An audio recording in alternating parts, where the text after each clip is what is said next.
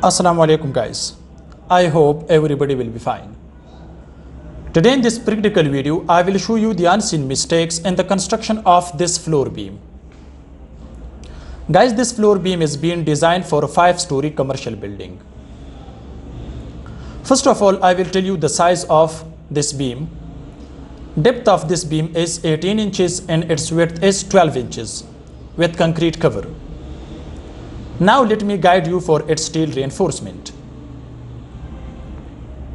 Guys, you can see this is stirrup. Size of this stirrup is, its dia is 10 millimeter. And we have 3 steel rods at the bottom in tension zone and 3 bars at the top in compression zone. And on each side bar we have 1 steel rod which dia is 12 millimeter.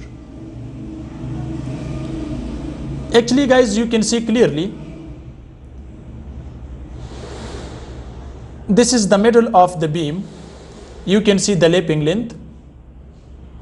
They provided the laping length at top portion, but no problem. But you can see the length is not sufficient. It should be with the formula of minimum 50D in the beam.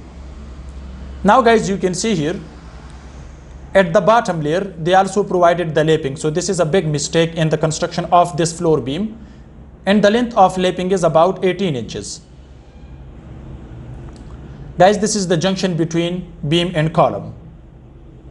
You can't see any extra steel rods to resist negative bending moment, as well as guys you can see the spacing of stirrups which is maximum to the distance of L/4. Hooks you can see which are provided on 90 degree. So this is not the proper steel structural design for this floor beam. Because this beam is designed for 5-story commercial building, so therefore this is not the proper design for 5-story commercial building. As I told you in many videos, the first stirrup should be placed with the distance of minimum 2 inches, but you can see this is about 6 to 7 inches. To L/4 distance, the spacing of the stirrups should be closely because we have maximum shear stresses. To resist shear stresses, we should provide stirrups closely compared to its mid. But guys, you can see the spacing is about 7 to 8 inches at the middle, as well as you can see the laping is not sufficient at the middle of the beam. They provided at the top, no problem, it's okay. But at the bottom also guys, you can see they provided. So at the bottom or at the side, if you provide laping length, so this is the big mistake in the construction of floor beam or plinth beam. Why not? As you can see guys, this is the end of the beam. You can't see any development length. So the development length should be provided at the end of the beam. The length should not be less than 6 inches. Development length can make a good bond between steel and concrete, but you can't see here. The spacing is wrong. Also guys, you can see the hooks are provided alternately. It should be provided alternately, but they provided at the same direction. As well as guys, you can see, as I told you in many videos, that the sanitary pipe should not be run inside the beam. So this is the very big mistake in the construction of this floor beam. This is the other point. Now guys, you can see this is the junction between beam and column. So you can't see any development length for top bars, also for bottom bars. Guys, you can see clearly everything.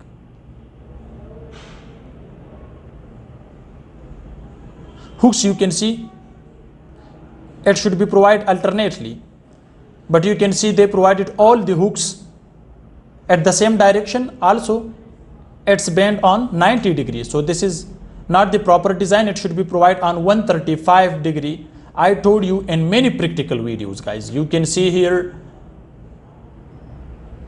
actually they don't have the steel structural design. They don't have a site supervisor to do its supervision. Only they did this design on the steel fixer. So therefore you can see a lot of mistakes in the construction of this floor beam.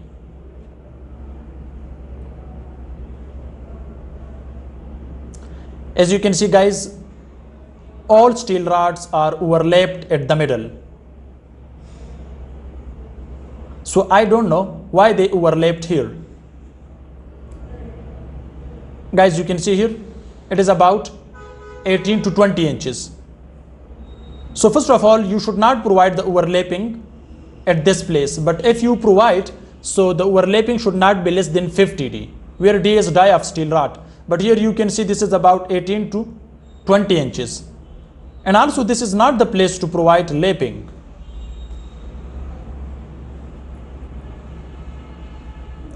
So many students, they are asking about where we can provide the lapping. So the lapping length should be provided after L by 4 distance, but not at the middle, and not L by 4 distance, because we have maximum shear stresses there.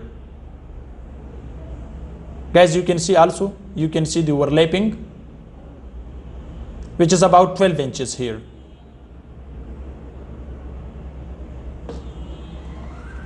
Three steel rods at the top, 3 at the bottom. Dia is 16 millimeter. 2 are side bars. Dia is 12 millimeter. As I told you in many videos, concrete is strong in compression. So in compression zone, we should provide minimum steel rods compared to its bottom. Because in tension layer, we should provide maximum steel rods, because steel is strong in tension and concrete is strong in compression but not in tension. Hope this video can help you. Thank you.